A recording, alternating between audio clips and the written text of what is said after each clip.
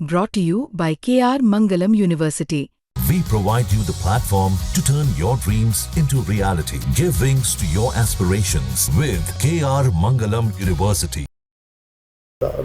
मैं तो समझता था कि प्रधानमंत्री मोदी जी जो हैं इंदिरा गांधी की तरह, अरे किस बात की तिरंगा यात्रा निकाल रहे हो तुम लोग? अपने फौजियों का अपमान कर रहे हो। अपनी फौज की में जो हमारी बेटियां हैं, जो फौज में जो लड़ रही हैं, उनका अपमान कर रहे हो। मैं तो ओवैसी की भी जो है बड़ाई करूँगा, उसने भी ये कहा था जाके बैठ जाओ पीओके में जाके। सेना तो लड़ने के लिए तैयार थी, सेना है किस लिए? देश भर में इन दिनों तिरंगा यात्रा निकालने का चलन एक बार फिर से चल पड़ा है। इस मुद्दे पर मेरे साथ बातचीत करने के लिए कांग्रेस के पूर्व मंत्री और वरिष्ठ नेता कैप्टन अजय सिंह यादव हैं। इनसे जानने की कोशिश करेंगे। सर, एक तरफ युद्ध विराम जैसे फैसले जिसकी पूरे देश भर में आलोचना हो रही है, विपक्ष लगातार हमलावर है मोदी सरकार के इस फैसले पर, आप कैसे देखते हैं सर इसको? देखिए, ये तो बहुत शर्मनाक कृत्य है कि अमेरिका का जो राष्ट्रपति है वो घोषणा करे सीज फायर की।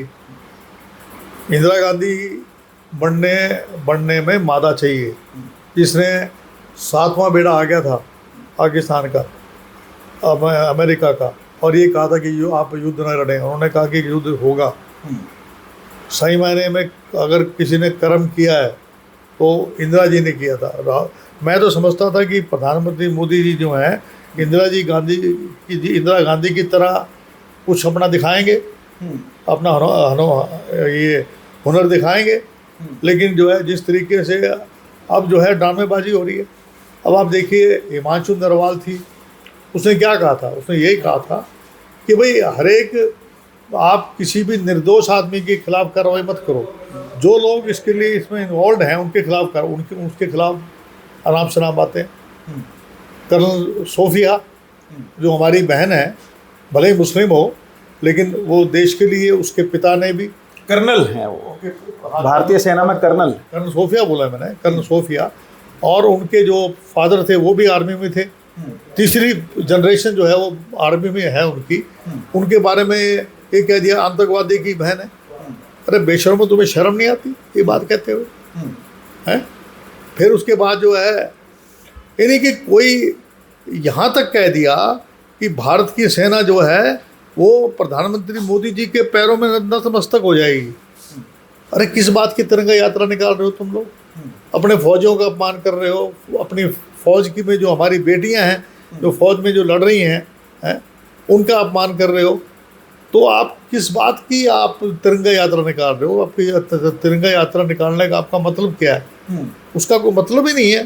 ये तो केवल जो है ड्रामेबाजी है। ये सीज फायर जो है, पाकिस्तान ऑक्यूपाइड कश्मीर को अगर जीत लेते और उस पर कब्जा कर लेते, मैं तो ओवैसी की भी जो है बड़ाई करूँगा, उसने भी ये कहा था जाके बैठ जाओ पीओके में जाके। राहुल जी भी रोज कह रहे थे। लेकिन इनका तो ये कहना था कि सेलेक्टेड चीज़ें थी, आतंकी ठिकानों को नेस्तो नाबूद हमने कर दिया, जो टारगेट हमने डिसाइड किए थे वो हमने अचीव कर लिए। इन्होंने रेजोल्यूशन बाकायदा पास किया था कि हम पाकिस्तान ऑक्यूपाइड कश्मीर पर कब्जा करेंगे अगर वहाँ से कोई कार्रवाई हुई। और इन्होंने ये भी कहा था अगर एक गोली भी चलेगी उसको हम युद्ध मानेंगे।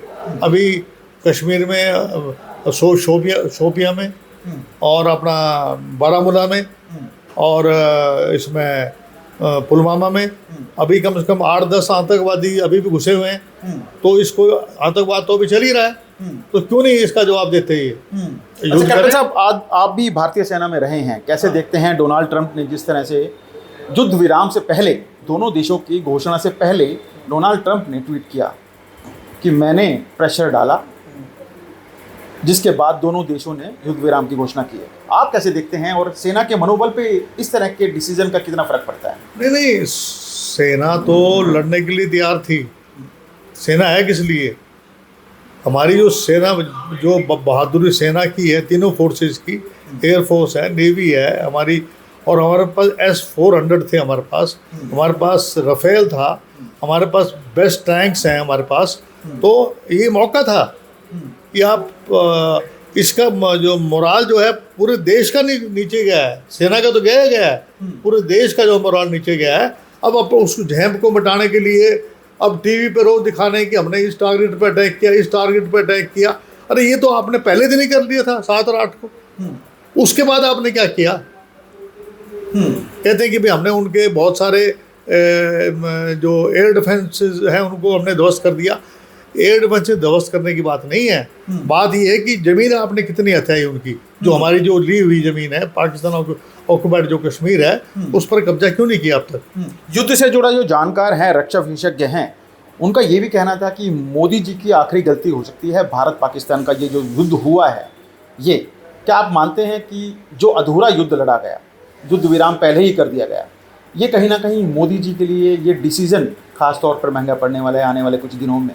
कुछ गोदी मीडिया के लोग हैं, दिन रात अभी भी जो है भजन कर रहे हैं, माला फेर रहे हैं मोदी जी की, लेकिन जनता समझ चुकी है कि ऐसी कायराना हरकत जो इस सरकार ने की है, इससे ज़्यादा कायरता नहीं हो सकती कि आपके बारे में कोई और जाकर वहाँ। इंदिरा गांधी ने तो 7वां बेड़ा आ गया था, उसकी परवाह नहीं करी, पाकिस्तान के 2 टुकड़े कर दिए थे और उन्होंने ये कहा कि मैं बिल्कुल परवाह नहीं करती किसी की। तो अगर किसी को देश का अगर गौरव अगर कोई है तो इंदिरा गांधी थी।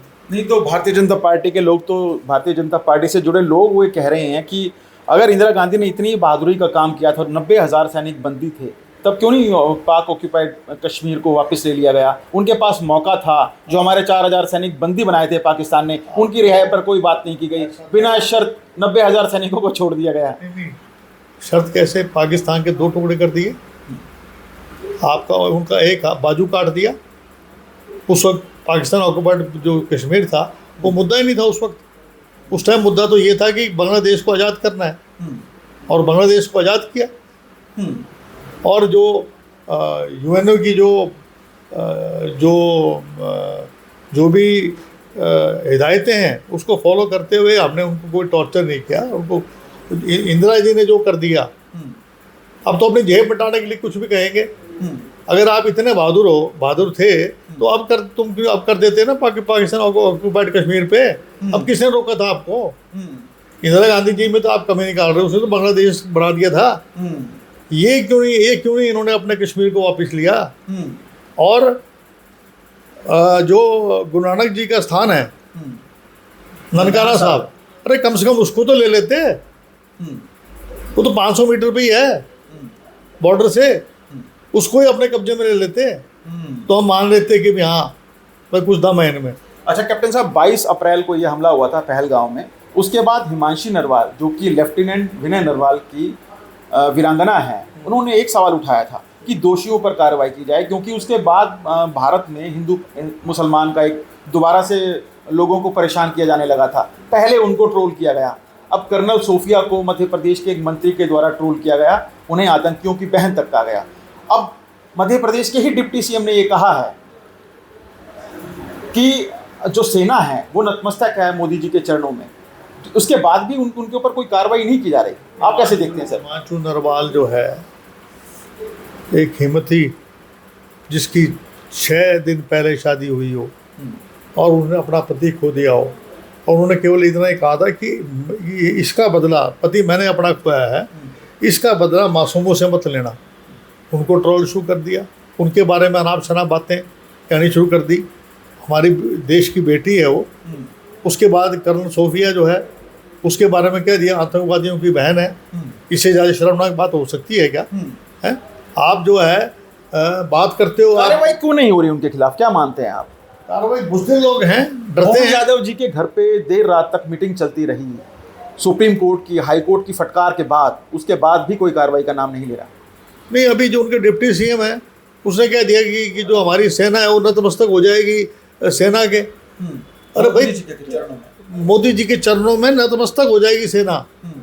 ये जो स्टार लगता ना यहाँ पर, मैंने भी लगवाया था, ये राष्ट्रपति के लगा दिया होता वो उसके बिहाव पे यहाँ स्टार लगता है।